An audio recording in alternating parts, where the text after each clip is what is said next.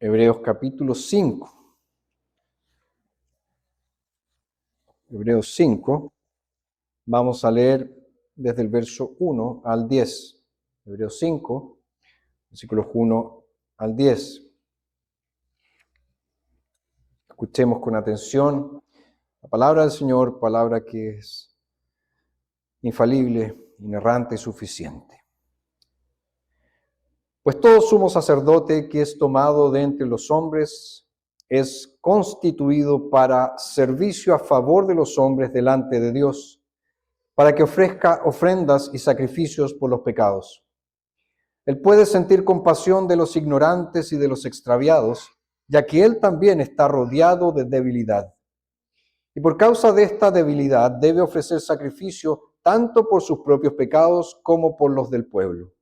Y nadie toma esta honra para sí, sino porque ha sido llamado por Dios, como lo fue Aarón. Así también Cristo no se glorificó a sí mismo para ser hecho sumo sacerdote, sino que lo glorificó el que le dijo: mi hijo eres tú, yo te he engendrado hoy.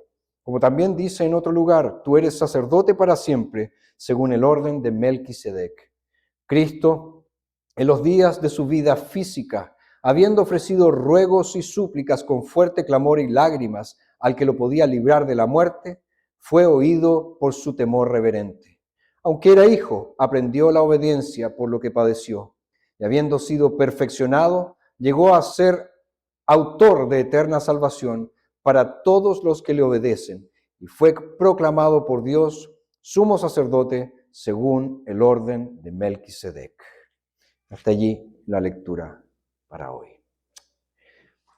Si ustedes recuerdan, la semana pasada vimos que el autor de Hebreos nos muestra a Jesús como el compasivo sumo sacerdote de su pueblo.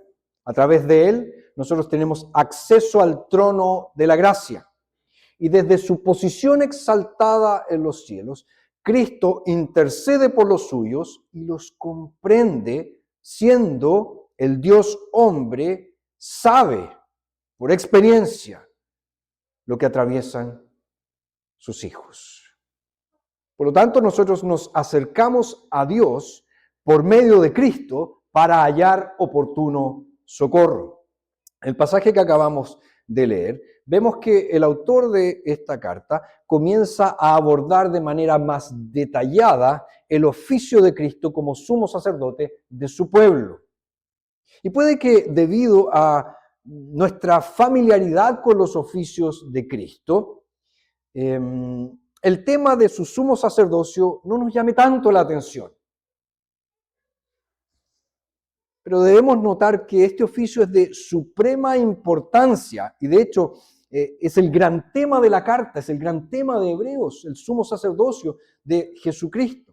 Ahora, no solo es de suma importancia porque Él ofreció un sacrificio perfecto en nuestro lugar y porque intercede por nosotros, sino porque un sacerdote es principalmente aquel que representa a los hombres delante de Dios.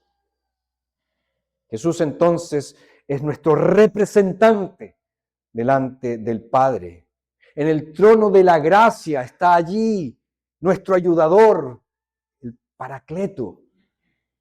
Y esta profunda verdad tiene como objetivo, las palabras del puritano Thomas Goodwin, alentar a los creyentes contra todo lo que pueda desalentarlos, considerando cómo está el corazón de Cristo hacia ellos en los cielos. Ahora, hay tres verdades que yo quisiera destacar en esta mañana. La primera está en los versos del 1 al 3 y tiene que ver con la designación del sumo sacerdote. La designación del sumo sacerdote. La segunda, que está en los versos 4 al 8, tiene que ver con la obra del sumo sacerdote, lo que él realizó. Y la tercera, que está en los versos 9 al 10, tiene que ver con la eficacia, el resultado de la obra del sumo sacerdote. Entonces son estas tres cosas: la designación, la obra y la eficacia del sumo sacerdote. Y con esto presente, nuestro tema para hoy es el siguiente: Cristo, nuestro sumo sacerdote. Cristo, nuestro sumo sacerdote. Vamos entonces con lo primero, la designación. La designación. El oficio de sumo sacerdote era uno de gran importancia en Israel. Nos dice el libro de Éxodo, si ustedes se acuerdan porque lo hemos estado estudiando, que Dios soberanamente escogió a Aarón como el primer sumo sacerdote de su pueblo, como el primer sumo sacerdote de Israel. Y Aarón, que era hermano de Moisés, era un hombre común y corriente. No había nada especial en él. Simplemente Dios lo designó. Simplemente Dios lo designó. Por eso, el autor de Hebreos señala que el sumo sacerdote es tomado entre los hombres. Es tomado entre los hombres. Es decir, es un humano, un hombre común y corriente. El sumo sacerdote poseía y debía participar de la naturaleza común con el resto de la humanidad. De lo contrario, no estaba capacitado para desempeñar su oficio. Ahora, una traducción más precisa de la expresión sería la siguiente: siendo tomado de entre los hombres. Ahora, eso es significativo. ¿Por qué? Porque indica que se trata de una exigencia actual. Es decir, era un requisito impuesto en el momento, un requisito impuesto en el presente. Aarón formaba parte de la nación de Israel. Él conocía sus necesidades, él conocía sus deseos, él conocía sus problemas, sus pecados, él conocía la rebeldía y la ansiedad que existían en sus corazones. Pero de una manera más profunda, el Señor Jesucristo, el Hijo de Dios, entró en el mundo, compartió la experiencia humana y nos lleva de regreso a Dios mediante su obra como el Dios encarnado. Ahora, Hebreos también nos dice que el sumo sacerdote no se autodesigna, sino que es constituido, es designado por Dios. Y en este sentido se distingue de los demás hombres. ¿Por qué? Porque Dios lo designó, Dios lo escogió, nadie lo escogió. Él no se escogió a sí mismo, Dios mismo lo designó. Entonces, Aarón no tomó este oficio por sí mismo, sino que fue designado por el Señor para esta tarea sagrada, como dice el texto, de ofrecer ofrendas y sacrificios por los pecados. De igual modo, Cristo, Él no usurpó el oficio de sumo sacerdote, sino que lo recibió de manos del Padre para la gloria del Padre. Ahora, el sumo sacerdote en el Antiguo Testamento, entonces, era elegido, era capacitado y era ordenado por Dios para ofrecer sacrificios por los pecados. Ahora, ¿por qué esto es tan importante? ¿Cuál es la importancia de esto? Bueno, hay varias razones. Primero, como dice el texto, el sumo sacerdote ofrecía sacrificios delante de Dios. Delante de Dios. Es decir, el sumo sacerdote, ¿qué hace? Él acerca a los hombres a Dios. Por lo tanto, solo Dios puede designar al sumo sacerdote que las almas de los hombres necesitan. El pecador no puede elegir su propio sumo sacerdote. Dios sabe lo que se requiere y Dios provee lo necesario. Dios entonces designó a Aarón y a sus descendientes. El hombre no designó ni podía designar al sumo sacerdote. Y esto tiene una aplicación muy importante para nosotros hoy. Si bien es cierto, hoy día no tenemos sacerdotes, no obstante, el principio se mantiene. ¿A qué me refiero? Cualquiera que ostente un oficio en la iglesia debe haber sido elegido, capacitado y ordenado por Dios. Nadie puede tomar un oficio en la iglesia simplemente porque le gusta. Ni menos puede autodesignarse para un oficio en la iglesia. Ahora, ¿cómo se designan los oficiales? Bueno, nosotros lo hacemos a través de un proceso de nominaciones, votaciones, ordenaciones e instalaciones. Eso es lo que hacemos nosotros. Y sabemos muy bien que ninguna persona puede ocupar un oficio en la iglesia sin haber pasado por todo este proceso. Y es una parte fundamental del proceso es que las nominaciones se hacen en observancia a los requisitos bíblicos. ¿A qué me refiero? Debe ser, en primer lugar, un varón. Debe ser un varón. En segundo lugar, debe cumplir con requisitos establecidos, por ejemplo, en 1 Timoteo capítulo 3, en Tito capítulo 1. Debe haber sido nominado por un cierto número de miembros. Debe haber sido elegido por mayoría simple. Luego debe ser ordenado e instalado para servir en una iglesia determinada. Entonces, si se dan cuenta, todo este proceso tiene una base bíblica. No es algo que se nos ocurrió a los presbiterianos porque nos gusta complicar las cosas, sino porque es algo fundamentado, basado en la palabra de Dios. Ahora, existe algo más acerca del hecho de que el sumo sacerdote era tomado de entre los hombres. El sumo sacerdote en el Antiguo Testamento era tomado de entre los hombres para que fuera compasivo, nos dice el texto.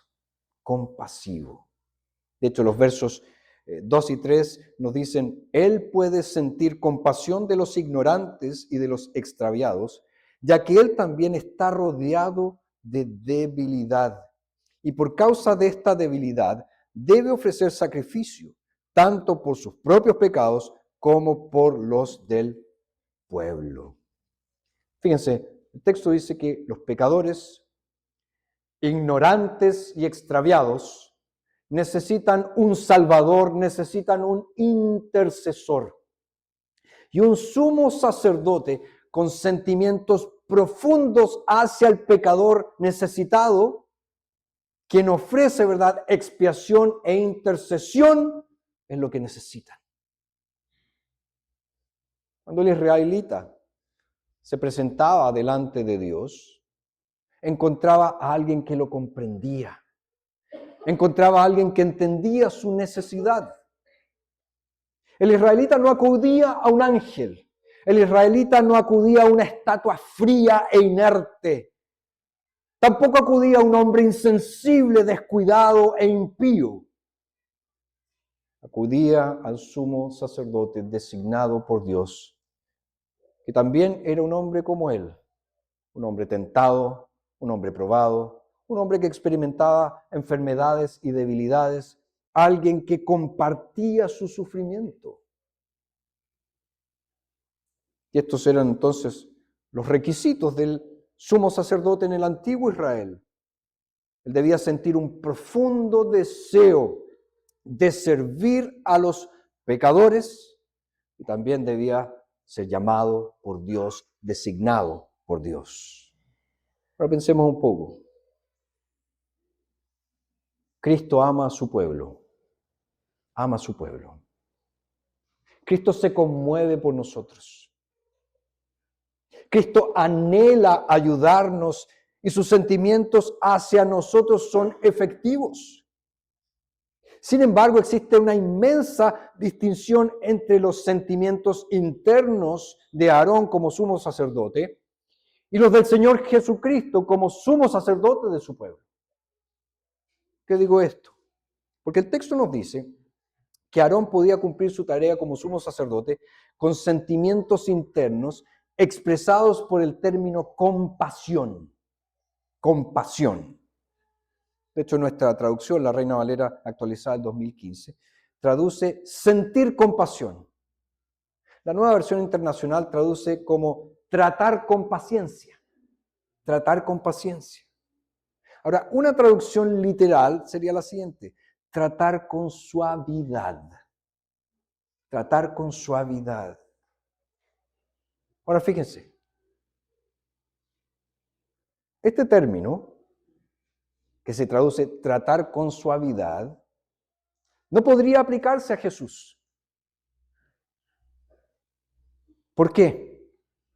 Porque tratar con suavidad, tratar con paciencia, moderar los sentimientos, tratar con suavidad, indica ¿qué cosa? Indica a un pecador que debe cambiar, que debe transformarse, que debe crecer, que tiene que enfrentar posibles sentimientos de hostilidad, especialmente ante las inconsistencias y frecuentes fallos de aquellos a quienes sirve.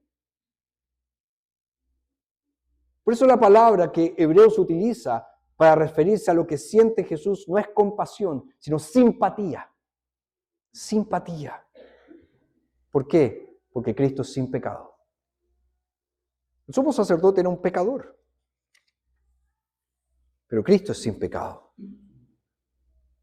Y si ustedes se fijan en el verso 2, que hace referencia, ¿verdad?, al pecado de la ignorancia, y hace referencia a aquellos que se han extraviado, nos da un poco más de luz acerca de esto.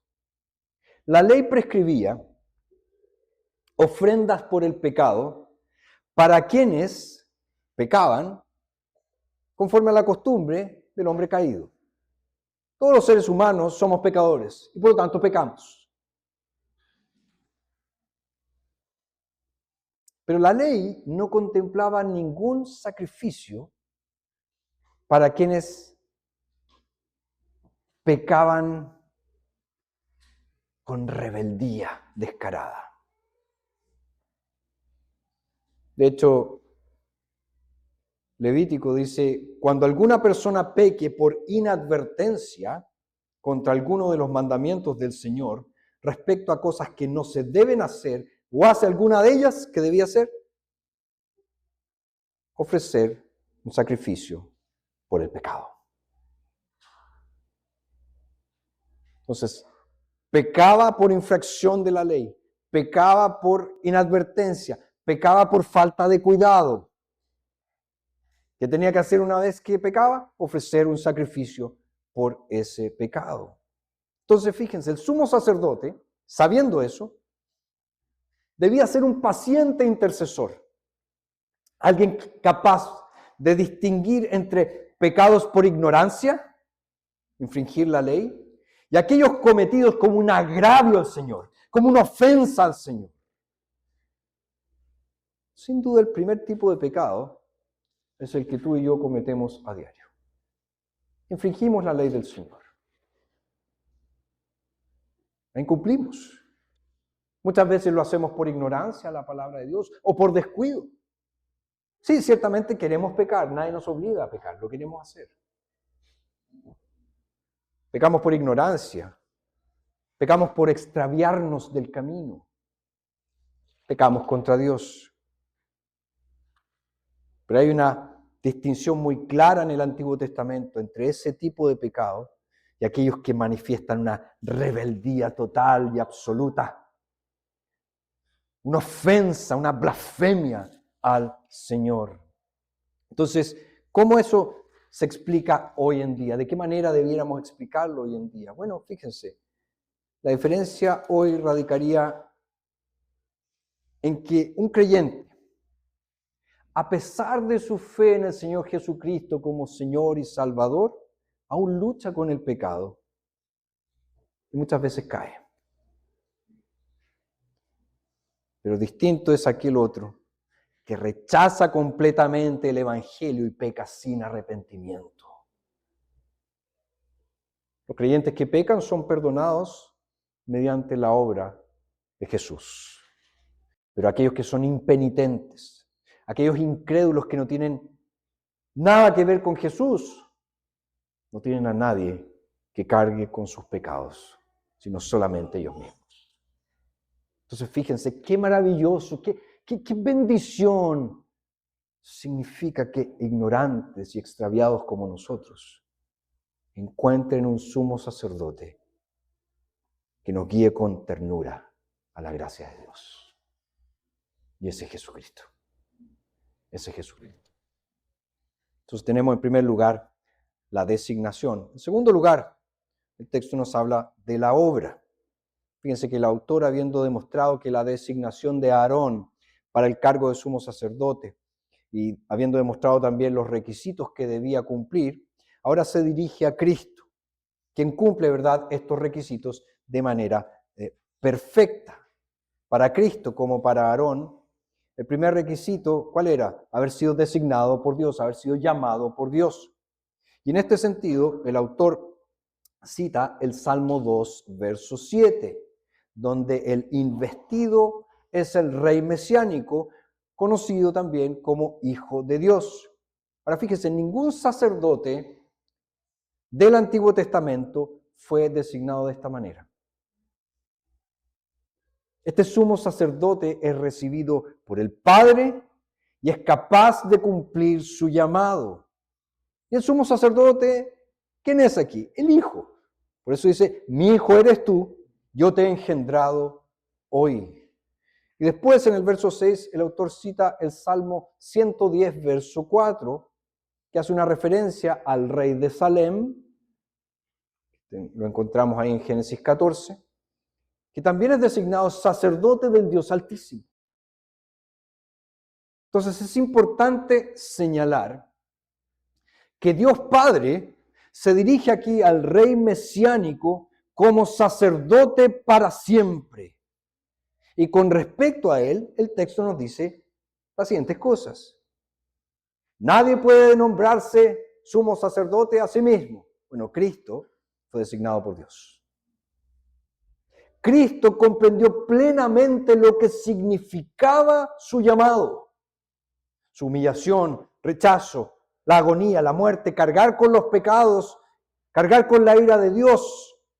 Todo eso precedió a su exaltación a la diestra del Padre. Él nos amó y se entregó por nosotros. Y Él comprendió muy bien lo que eso significaba. También en el sumo sacerdocio de Cristo nosotros encontramos el antitipo, es decir, aquel que cumple, ¿verdad?, el sacrificio arónico, pero completamente superior, infinitamente superior. Y también vemos aquí que Cristo, como sumo sacerdote, es un rey sacerdote. Es un rey sacerdote. Eso es muy importante porque este sacerdocio que ostenta a Cristo es un sacerdocio que conlleva la autoridad de un rey. Fíjense, es el representante perfecto de su pueblo. Es compasivo. Tiene autoridad para ejercer compasión. ¿Por qué? Porque Él reina. Porque Él reina. Entonces, en la práctica, cuando el pueblo de Dios no siente que tiene un sacerdote que se compadece de sus debilidades, o siente que el sacerdote ha abandonado su cuidado por él, la realidad es que este sumo sacerdote reina y ejerce su compasión con derecho, con autoridad soberana. Entonces piensen cuán transformador es esto. No es solo que Él pagó por nuestros pecados, no es solo que Él intercede por nosotros, Él se compadece de nosotros y su compasión es efectiva. ¿Por qué? Porque Él es rey. Es un rey compasivo que está allí para socorrernos en nuestras debilidades. Ahora, ¿cómo el Hijo de Dios puede representarnos e identificarse con nosotros? Bueno, la primera respuesta es obvia, la encarnación. Dios se hizo hombre. La segunda persona de la Trinidad asumió la naturaleza humana. ¿Para qué? Para salvarnos.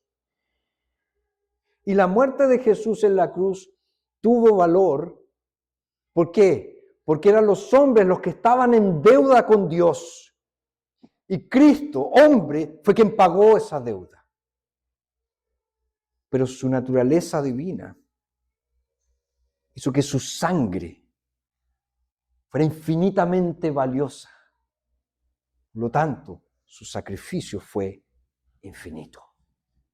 La deuda que tenía el hombre era infinita. No la podía pagar, pero era la deuda del hombre. ¿Dónde está la solución? Dios se hizo hombre. Porque un hombre debía pagar, pero solo Dios podía pagar una deuda infinita.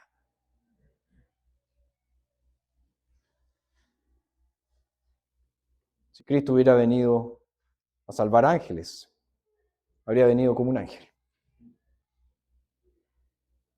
Pero puesto que vino a salvar a hombres, Él vino como un hombre. Entonces, la encarnación respalda la expiación. Fue porque Jesús se hizo hombre que Él representó a los pecadores al morir en la cruz del Calvario. Ahora, ¿qué hay de la identificación con nosotros en nuestra debilidad? Si ustedes hacen memoria, este ha sido un punto central del autor de la carta a los hebreos hasta aquí. Y de hecho es un aspecto clave de su ministerio como sumo sacerdote. Ahora, Hebreo nos dice que tuvo que perfeccionarse para este oficio. Ojo, no porque tuviera alguna deficiencia, sino porque un sacerdote debe identificarse con las dificultades que atraviesan las personas que representan. Y si nosotros leemos los evangelios, descubrimos que Jesús, Él conocía bien los problemas de este mundo.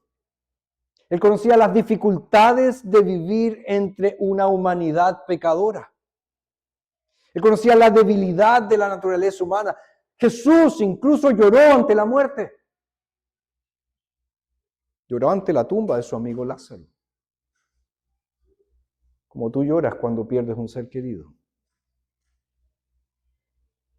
Jesús derramó gotas de sudor teñidas de sangre al contemplar su propia muerte, como tú te angustias por el dolor y la aflicción.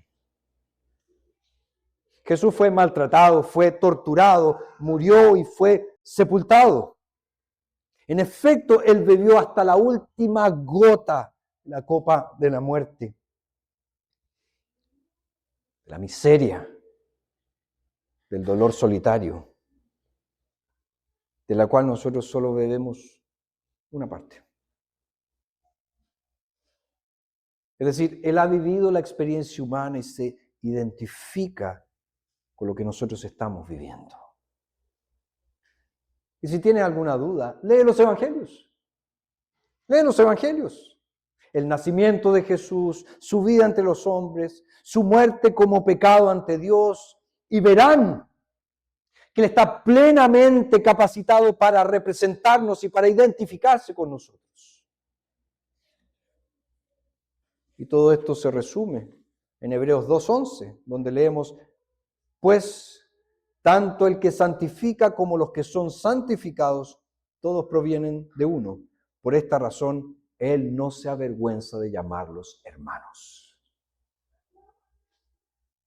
Fíjense, Jesús se ha convertido en nuestro hermano, tanto por su naturaleza humana como por su experiencia humana. Él comparte eso con nosotros. Por lo tanto, Él está plenamente capacitado para ser nuestro gran sumo sacerdote. Ahora Cristo está entronizado a la diestra de Dios con poder y autoridad. Y vemos que es nuestro sumo sacerdote quien está sentado allí en el trono.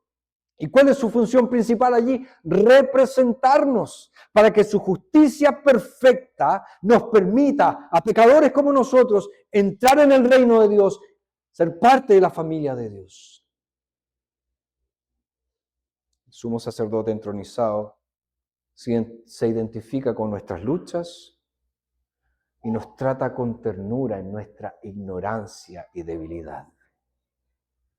Nuestro sumo sacerdote, ojo, no tiene solo buenas intenciones. Él posee el poder, Él posee la autoridad para asegurar nuestro lugar en el cielo, para ayudarnos ahora mismo mediante su Santo Espíritu. Esa es la obra de nuestro gran sumo sacerdote. Entonces tenemos la designación, la obra y en tercer lugar la eficacia. El autor enfatiza la eficacia de la obra del sacerdocio de Cristo de dos maneras. En primer lugar, nos dice que el sacrificio de Cristo es eficaz por la respuesta a sus oraciones en Getsemaní. Fíjense, el verso 7 dice, Cristo, en los días de su vida física, habiendo ofrecido ruegos y súplicas con fuerte clamor y lágrimas al que lo podía librar de la muerte, fue oído por su temor reverente. La eficacia de la oración de nuestro Salvador en Getsemaní, ¿dónde se ve? Se ve en su resurrección. El autor afirma que Jesús oró ¿a quién? Al que lo podía librar de la muerte. Y la oración de Jesús entonces fue respondida, ¿cuándo? Al tercer día, cuando resucitó de entre los muertos. Entonces esa oración en Getsemaní fue escuchada y fue respondida de la mejor manera para glorificar a Dios y para bendecir al pueblo de Dios. La intercesión del Salvador por su pueblo en Getsemaní fue escuchada. Y eso me da una tremenda garantía de que cuando Él ora como nuestro representante. Si su oración fue escuchada en ese entonces, hoy su oración también es escuchada por mí. Y eso no ha cambiado, insisto. La intercesión de Cristo sigue siendo escuchada y respondida eficazmente por su pueblo.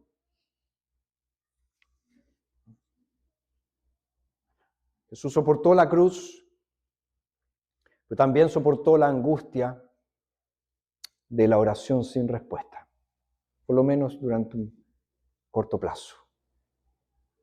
Y su alma conoció lo que nosotros jamás hemos conocido, que Dios no nos oiga, que Dios no nos escuche. Y nosotros no podemos imaginar lo que significó para el alma santa e inmaculada del Hijo de Dios cargar con todos los pecados de todos los elegidos de todos los siglos. Con reverencia al Salvador, recorrió el camino hacia el dolor, recorrió el camino hacia la agonía de la cruz y lo hizo por nosotros. El autor también dice que el sacerdocio de Cristo fue eficaz por causa de su obediencia. Él dice que el Hijo aprendió la obediencia por lo que padeció y fue perfeccionado. Insisto, esto no indica para nada que había ciertas deficiencias morales que él debía superar. Acuérdense que Cristo, él era perfecto desde la concepción misma por la obra del Espíritu Santo en el vientre de la Virgen.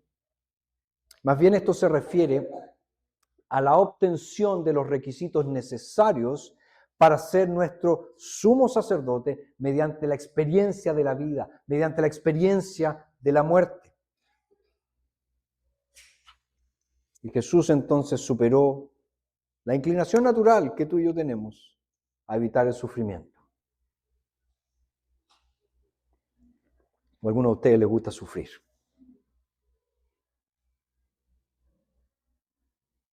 Pero fíjense, si Cristo hubiera fallado en algún momento, Él habría sido descalificado. Pero Él no falló. Y su aprendizaje, insisto, aquí, no equivale a que Él adquirió algo nuevo. Como si solo Él pudiera obedecer después de haber aprendido a obedecer. No es eso lo que dice el texto. Porque si ese fuera el caso, Cristo sería imperfecto. Entonces, aprender obediencia significa experimentar aquello que ya conocía en principio y lo experimentó como hombre. Bueno, el autor finalmente nos habla del resultado de esta obediencia de Cristo. Dice en el verso 9 y 10, y habiendo sido perfeccionado, llegó a ser autor de eterna salvación para todos los que le obedecen y fue proclamado por Dios sumo sacerdote según el orden de Melquisedec. Fíjense, la justicia perfecta de Cristo es la fuente de la salvación. Por su vida perfecta, por su muerte sacrificial, Jesucristo es, como nos dice el apóstol Pablo en 1 Corintios, para nosotros sabiduría, justificación, santificación y redención. Ahora entonces, el camino a Dios, que estaba cerrado por el pecado, se abre por la justicia de Cristo. Juan Calvino, él señaló lo siguiente: Él llegó a ser pues causa de salvación porque obtuvo justicia para nosotros delante de Dios, habiendo quitado la desobediencia de Adán por un acto opuesto, que es la obediencia. Con esto en mente, yo te pregunto, ¿sobre qué base esperas presentarte ante el trono de Dios? ¿Qué responderás a la pregunta de Dios cuando Él te diga, ¿por qué te tengo que dejar entrar en mi cielo santo? Sin duda tu respuesta no puede ser tu propia justicia porque no la tienes. Y no la tienes ahora y no la vas a tener en el más allá. Si no confías en Jesucristo, las buenas noticias son malas noticias para ti. Jesús mismo lo enseñó. El que cree en el Hijo tiene vida eterna. Pero el que desobedece al Hijo no verá la vida eterna, sino que la ira de Dios permanece sobre él. Si tú confías en su obra salvadora, Cristo será tu Salvador. Su sacrificio pagará la deuda de todos tus pecados y su justicia te revestirá ante el trono de Dios. Pero no creas que esto es así de sencillo, que así de fácil. Si tú has de obedecer a Jesucristo, tienes que reconocer algunas cosas y tienes que repudiar otras. ¿A qué me refiero? Tienes que confesar que Dios tiene toda la razón para condenarte por tus pecados y por tu total falta de justicia. Tendrás que confesar que no eres ni puedes ser justo debido al pecado que hay en ti. Y entonces debes acercarte a Jesucristo, aferrándote por la fe a su oferta gratuita de salvación, confiando en su justicia, confiando en su muerte sacrificial como tu única salvación. Ahora, no solo debes confesar tu necesidad de la sangre y de la justicia de Cristo, sino que también tienes que repudiar tus obras. Todas esas obras manchadas de pecado. Todas esas obras que por estar manchadas de pecado son incapaces de salvar. Tendrás que repudiar todos tus logros religiosos. Tu confianza porque asistes a la iglesia, porque lees la Biblia, porque oras. Tu educación, los títulos que tienes. Tu posición en el mundo. Tienes que renunciar a cualquier confianza excepto en tu confianza en el Señor Jesucristo. De hecho, tienes que repudiar al mundo y todos sus placeres. Acuérdate que el apóstol Pablo dijo, los deseos de la carne, los deseos de los ojos, la vanagloria de la vida. Apóstol Juan, no Pablo, apóstol Juan. Acuérdense, hermanos, que apartarse del pecado no es el medio de la salvación. No es eso.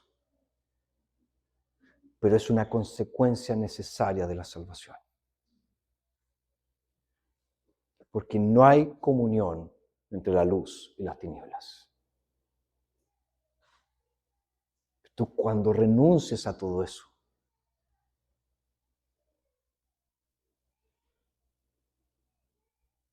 lo vas a ganar todo.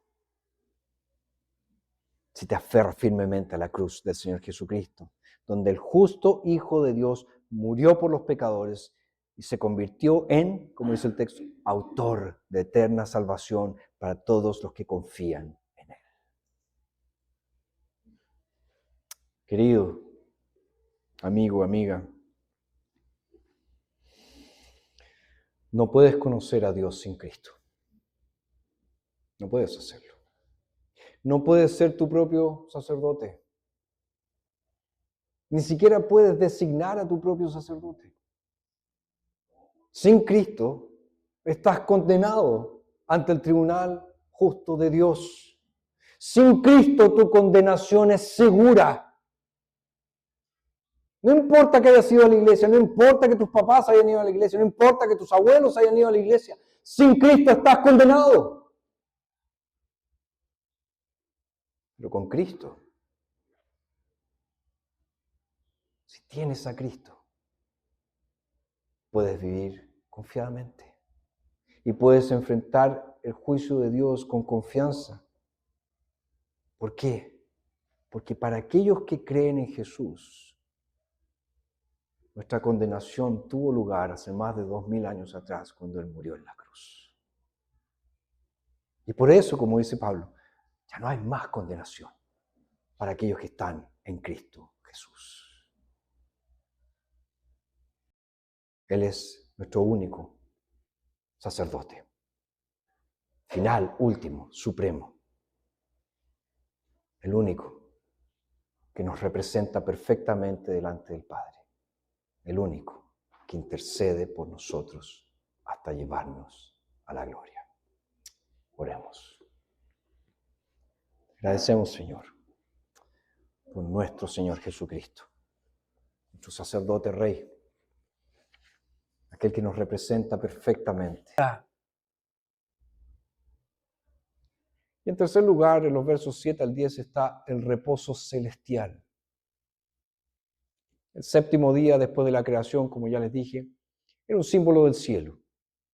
Y aquel día de reposo, el famoso Sabbat, también tiene un aspecto de paz, de conciencia, que todo creyente experimenta al convertirse a Cristo. Y un símbolo, nosotros sabemos, representa una realidad espiritual, pero no es esa realidad. Por eso es un símbolo.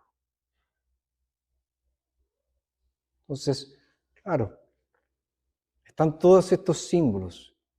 La realidad es otra. Es el cielo con el Señor. Ya lo dijimos, el reposo que Josué le dio al pueblo no fue perfecto, no fue completo. Solo fue un anticipo del reposo perfecto, de este reposo espiritual, de este reposo del pecado y del mal. Josué llevó al pueblo a la tierra prometida, pero Jesús, quien es mayor que Josué, es quien lleva a su pueblo al cielo, al reposo final, al reposo completo de Dios. La palabra para descanso o reposo, que aún le espera al pueblo de Dios, está traducida aquí en el verso 9 del capítulo 4 como reposo sabático. Reposo sabático. ¿Y qué nos dice eso? Nos dice que el sábado, el sabbat, no es un día aislado, sino que apunta a una vida sabática. Una vida sabática. Es reposo en Dios mismo.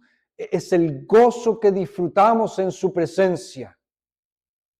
Entonces, para el creyente, el sábado no es simplemente un día de descanso en el sentido de que cesa nuestro trabajo, sino que es un descanso espiritual, es un cese, un descanso finalmente del pecado. Por consiguiente, el día de reposo era un emblema, una insignia del descanso eterno, de ese descanso prometido por Dios, donde experimentaríamos el gozo perfecto en su presencia. Ahora, el verso 11 del capítulo 4 nos dice que el descanso se concede a ¿quiénes? A aquellos que se esfuerzan en la obediencia. Dice, hagamos pues todo esfuerzo para entrar en aquel reposo, no sea que alguien caiga en el mismo ejemplo de desobediencia. Nosotros sabemos que la salvación no es por las obras. La salvación es por gracia mediante la fe. Pero, quienes han recibido esta salvación por gracia deben esforzarse para entrar en el reposo de Dios.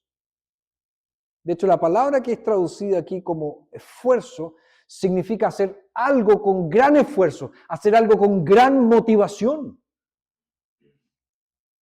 Pero claramente el esfuerzo aquí, ¿cuál es? Es el esfuerzo de la fe. Insisto, la salvación es por gracia, pero permanecer en ella requiere esfuerzo. Sí, la batalla es del Señor, pero ¿quién toma la espada? Nosotros. Y debemos, como dice Pablo en Filipenses, ocuparnos de nuestra salvación con temor y temblor, esforzarnos en ella. Ahora, los salvos perseverarán. Los salvos perseverarán. Los salvos obedecen. Los salvos no retroceden. Los salvos no capitulan ante la desobediencia. Los salvos luchan contra el pecado. Los salvos resisten incluso hasta derramar sangre. Entonces tenemos una exhortación para no quedar fuera. Y por último, un recuerdo permanente del juicio que vendrá. Creer en el Señor y recibir sus promesas significa escuchar el testimonio de su fidelidad al pacto en la palabra. Y esta palabra cayó, ¿verdad?, en oídos sordos en aquella generación del desierto. Pero nosotros la escucharemos y la recibiremos si verdaderamente somos el pueblo de Dios. Y esa palabra confronta a la congregación cada domingo por la mañana, cuando es predicada. Y nos dice el texto que la palabra penetrante deja al descubierto el corazón. Y lo confronta con que con la eternidad, lo confronta con el juicio venidero.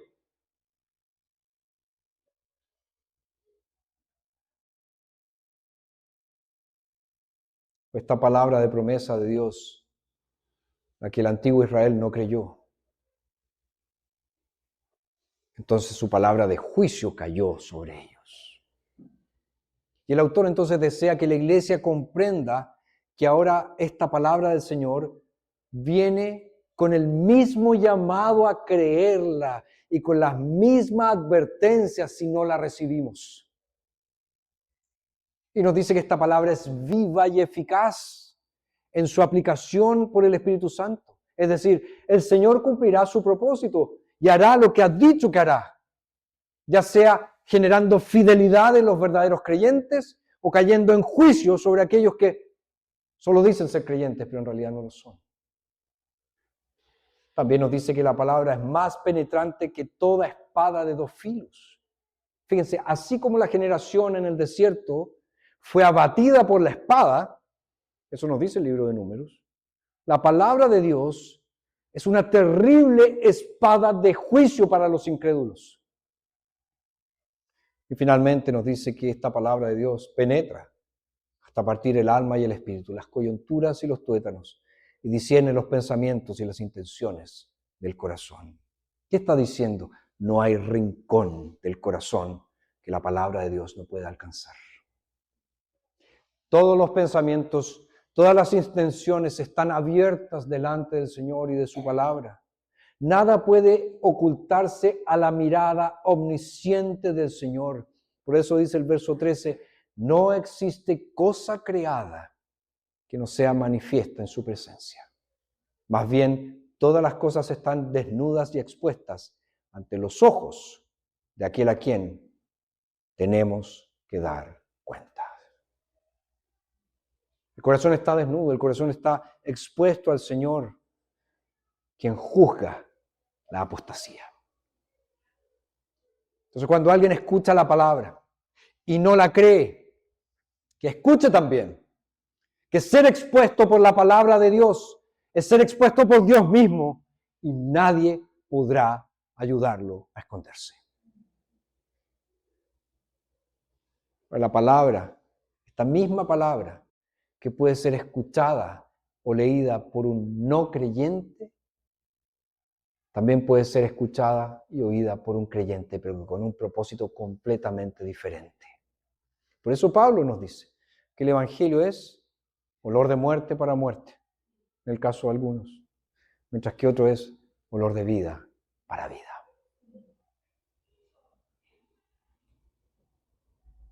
Por lo tanto, es muy solemne este mensaje con que termina diciendo, todos tenemos que dar cuenta. Queridos, hoy Dios nos exhorta a cada uno de nosotros a escuchar atentamente la advertencia. Examinémonos entonces detenidamente. Veamos si hay incredulidad en nuestro corazón, porque esa incredulidad endurece y nos lleva a apartarnos del Señor. Hoy, todos aquí hoy, hemos oído el llamado del Señor. Por eso, hoy es el día de la salvación. Te pregunto, ¿vendrás a Cristo hoy? ¿Vendrás a Cristo hoy? ¿Dejarás tu religiosidad y te entregarás completa y absolutamente al Señor? Los que son de Cristo oyen su voz y le siguen. Y solo ellos entrarán en el reposo eterno. Entonces, tomemos cuidado de estar realmente entre aquellos que pertenecen a Cristo y que gozarán del reposo celestial por siempre.